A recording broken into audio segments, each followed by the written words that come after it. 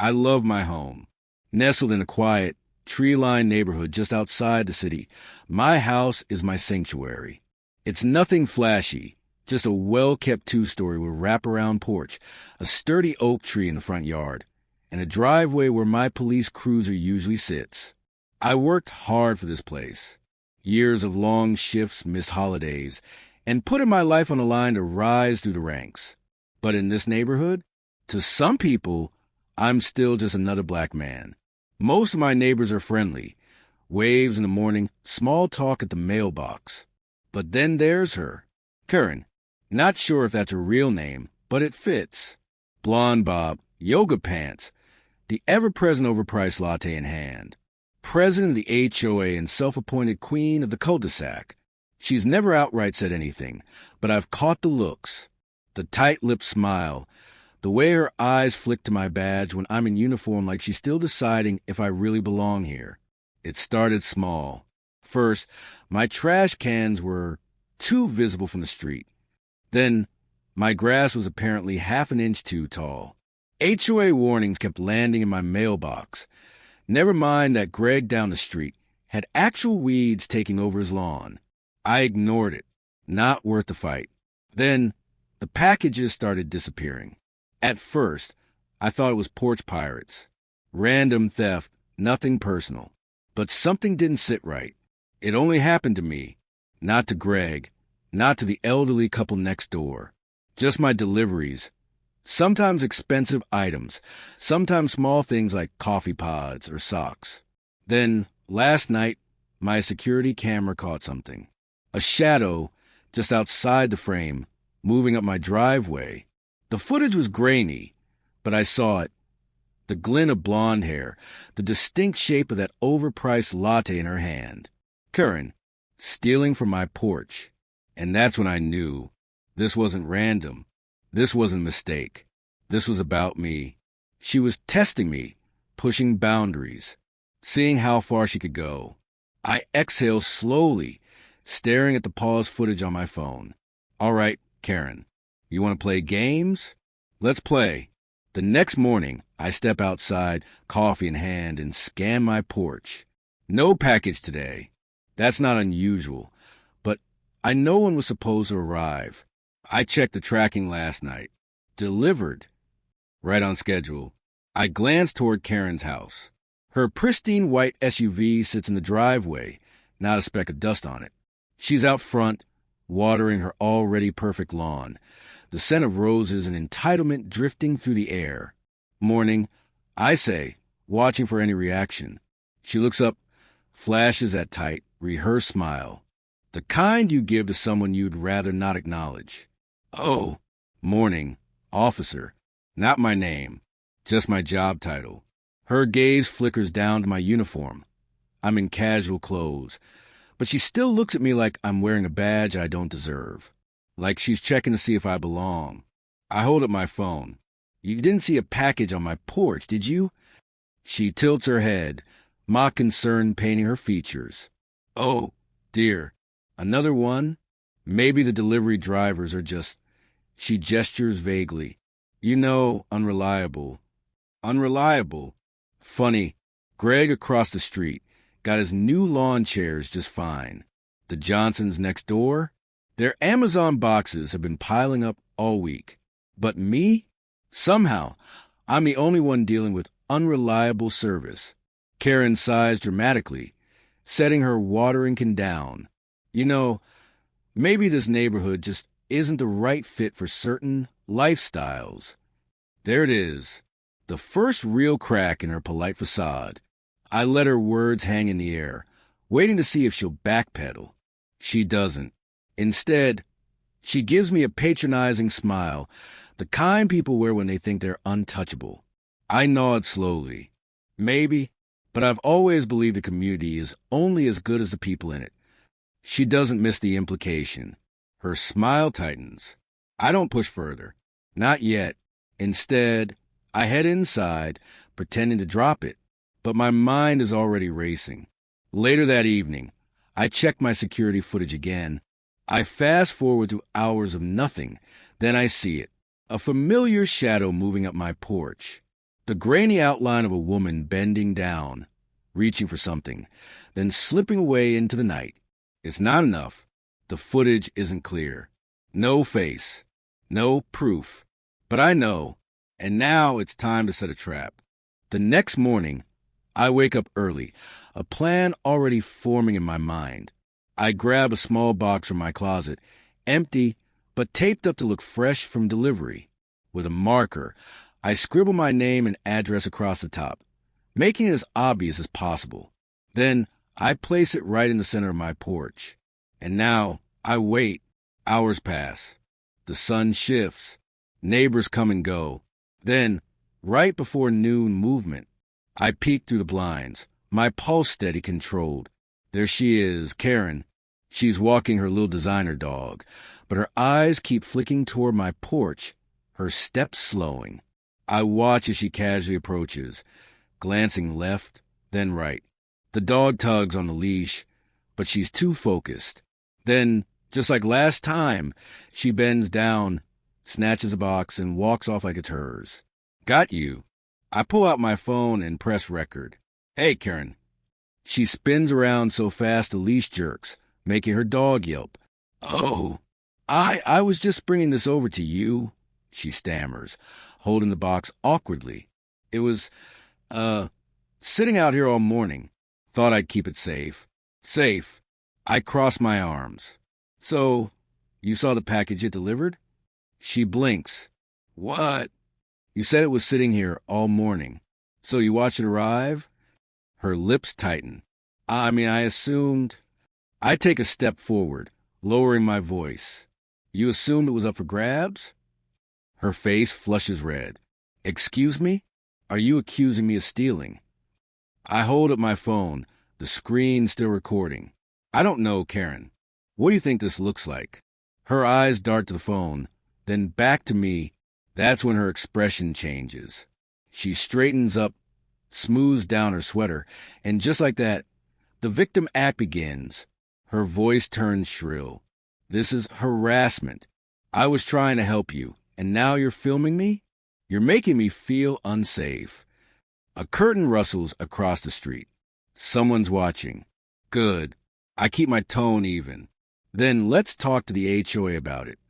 The mask slips for just a second. The HOA? That's right. I nod toward her house. Aren't you the president? Her jaw clenches. She grips the package so tightly her knuckles go white. Then, like a switch flipping, she scoffs and shakes her head. This is ridiculous. She tosses the box back onto my porch like it's trash. I have better things to do. She turns sharply on her heel, dragging her dog away, but not before muttering under her breath, just loud enough for me to hear, people like you, always looking for trouble. And there it is. I take a deep breath, willing myself to stay calm. I knew she was racist, but hearing it out loud, so casual, so confident, it burns. This isn't over. Gathering the allies. That evening, I knock on my neighbor Greg's door. He opens it, beer in hand, brows furrowed. What's up, man? I need to ask you something. I glance at the street, making sure no one's listening. You ever have packages go missing? Greg scratches his head. Nah, but the Johnsons had a couple of things disappear last month. And I think the Millers did, too. He pauses. Why? I pull out my phone and hit play. The video of Karen taking my package fills the screen. Greg's mouth drops open. You gotta be kidding me. I need to find out how many people this has happened to. He nods. I'll ask around. Pushing back. Over the next few days, word spreads fast. Turns out, I'm not the only one who's been missing packages. But somehow, it's always the same pattern. People like me. People who don't fit Karen's vision of the neighborhood. And Karen? She's fuming. She starts showing up at HOA meetings, ranting about how certain residents are trying to stir up trouble. She sends passive-aggressive emails about maintaining community standards. She even tries to ban security cameras, claiming they invade privacy. It's all so obvious. And it's not working, because now people are paying attention. The HOA is starting to ask questions. The neighbors are whispering. And Karen? She's losing control. But I'm not done yet. It's time to end this. The HOA meeting is packed. More people than usual. Word is spread. And now neighbors who normally wouldn't bother are leaning against walls, whispering. Some are here for gossip, others for justice. I'm here for the truth. And Karen? She sits at the head of the long table like she owns the place, hands folded, lips pursed in that tight little smile that screams, I run this neighborhood.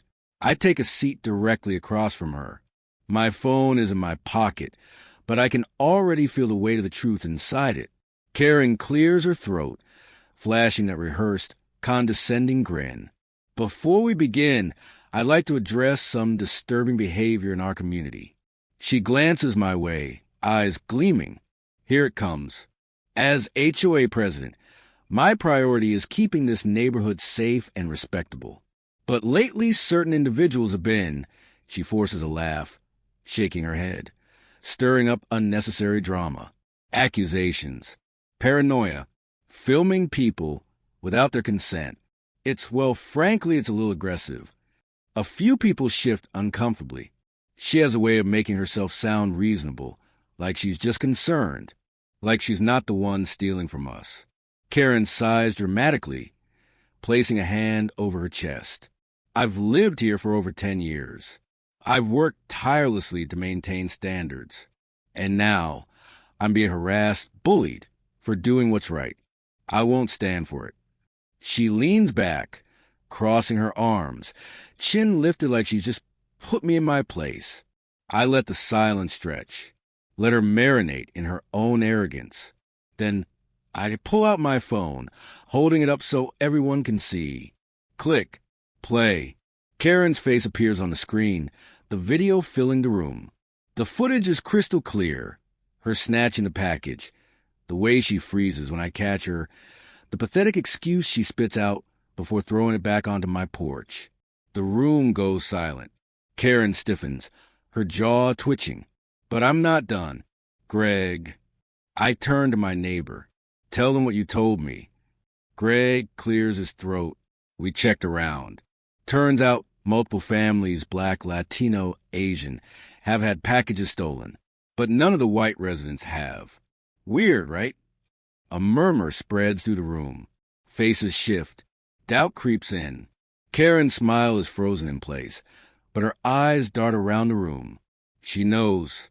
She's losing them. She slams her hands on the table. This is ridiculous, she snaps. You think this proves anything? You don't have real evidence. Maybe it was a misunderstanding. Maybe I cut her off. Oh, there's more. Her breath catches. I press another button on my phone. This time, the audio recording plays. Karen's voice fills the room. Clear as day. People like you, always looking for trouble. A sharp inhale from the crowd. Someone mutters, Jesus. Karen's face drains of color.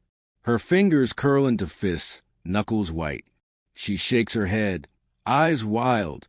That's taken out of context, she screeches. You're twisting my words. I lean forward. Then explain it. She opens her mouth, closes it, opens it again. Nothing. She has no explanation. The room erupts. People whisper. Some glare. Some shake their heads. But the worst? The silence from the ones who used to back her up, the ones who trusted her. Karen's world is crumbling, and I'm just getting started. The silence in the HOA meeting is suffocating. Karen's face is pale, her mouth opening and closing like a fish gasping for air. She looks around frantically, searching for an ally, someone, anyone, to jump to her defense. But the room is shifting. The murmurs grow. Eyes that once regarded her with deference now narrow with suspicion. I stay seated, calm, my phone still in hand. But inside, my blood is thrumming, because this isn't over. Karen scoffs a brittle sound and forces a laugh. All right, this is absurd, she stammers, standing up. A video? An audio recording? That doesn't prove anything. You think you can just edit something together and frame me? I tilt my head. You're right, I say, voice smooth. Maybe a single video is enough. I let that hang in the air before unlocking my phone again. A few taps. Then I turn the screen toward the crowd. Multiple files. Time-stamped.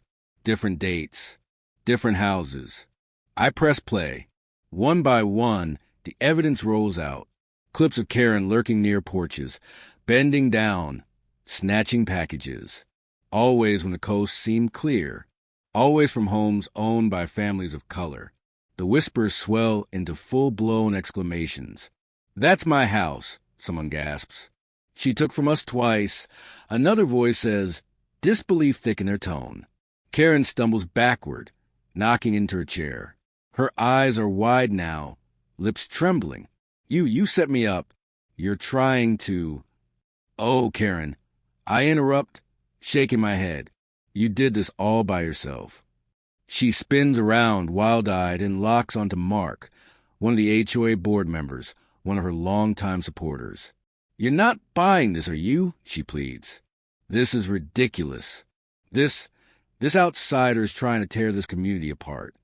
Mark's face is stony. "Karen, is this true?" She doesn't get the chance to finish. The door to the meeting room swings open with a sharp creak. Every head turns. And in steps Chief Harris. In full uniform. The collective air in the room shifts. A few people whisper. Some glance at me, confusion flickering across their faces. Karen, on the other hand, freezes completely, because now she recognizes me. Not just as the neighbor she's been targeting. Not just as the guy she called 911 on, but as the chief of police. "Oh, please," she blurts out, her voice shrill. He lied. I pull another file from my pocket. A thick folder filled with reports. I hold it up. This, I announce, is an official complaint record from multiple residents, many of whom are here tonight, reporting suspicious package thefts over the last 6 months. All of them pointing back to you. Karen's breath shudders out of her. No, this isn't happening," she whispers. I take a step closer, lowering my voice just enough for only her to hear. "You called the cops on the wrong guy." She blanches. Mark clears his throat. "Karen, I think you need to sit down." But she doesn't sit. She bolts. Or tries to. The moment she turns to the door, 2 uniformed officers step inside, blocking her path.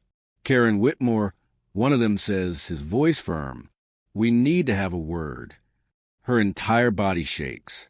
Wait, no. This isn't fair. I'm the victim. No one moves to help her. No one speaks for her. The neighborhood that once praised her, listened to her, let her dictate who belonged and who didn't, has turned its back. Her world crumbles in real time. And I watch as justice catches up to her. Karen's screams echo down the hallway as the officers escort her out. Her frantic protests. "This is a mistake. You can't do this to me. I'm HOA. I'm boss." Fade as the doors swing shut. The room is deathly silent. No one dares to move. Then, a quiet voice cuts through the tension. "She really did all that?" It's Mrs. Patel, one of the longest-standing residents. She clutches her purse tightly, her face twisted in disbelief. Mark exhales sharply, rubbing his temples. "God, I can't believe I didn't see it." His voice is thick with shame. "She kept saying she was looking out for the neighborhood, keeping things safe." "For who?" I ask, letting the question settle. No one answers, because they all know Karen's so-called protection was never about safety. It was about control, about deciding who belonged and who didn't. And they, whether actively or passively, let it happen. A few people shift uncomfortably. Some exchange guilty glances. Mrs. Thompson, a retired teacher, clears her throat. I should have spoken up earlier," she murmurs. "I noticed things, but I didn't think it was my place to say anything." I nod, letting her words linger. It's not just about Karen. It's about a community that allowed her to wield power unchecked. Well, I say standing up. Now you know. And knowing means you have a choice. You can let this place stay the way it was, or you can make it better. A beat of silence. Then, one by one, voices rise. We need to rethink how the HOA operates. We should set up an accountability board. No more unchecked power. I'll personally make sure something like this never happens again. The shift is real. The moment is real. And for the first time in a long time, I feel like this neighborhood might actually change. 2 weeks later, Karen's face is plastered all over the news. Ex-HOA president arrested for package theft and racial harassment. The footage of her screeching as she was escorted out? Viral. Memes. Commentary videos. The internet has eaten it up, and there's no coming back from it. The Homeowners Association? They've dismantled Karen's ridiculous policies. No more unfair targeting. No more backhanded discrimination hidden under the guise of community standards. And Karen? She's been removed from the HOA, fired from her job, facing multiple charges. Her empire control? Gone. As for me, I'm back to living my life. Peaceful, unbothered. My packages arrive safely now. No mysterious disappearances. No passive-aggressive warnings. Just normalcy. But the best part? I step outside one morning, coffee in hand, and see Mrs. Patel chatting with the Johnsons. Something that never happened before. A few houses down, Mark is helping a young couple move in. The walls Karen built aren't just crumbling. They're gone. And in their place, something better. Something real. Justice wasn't just about Karen facing consequences. It was about a community waking up. And damn, that feels like a win.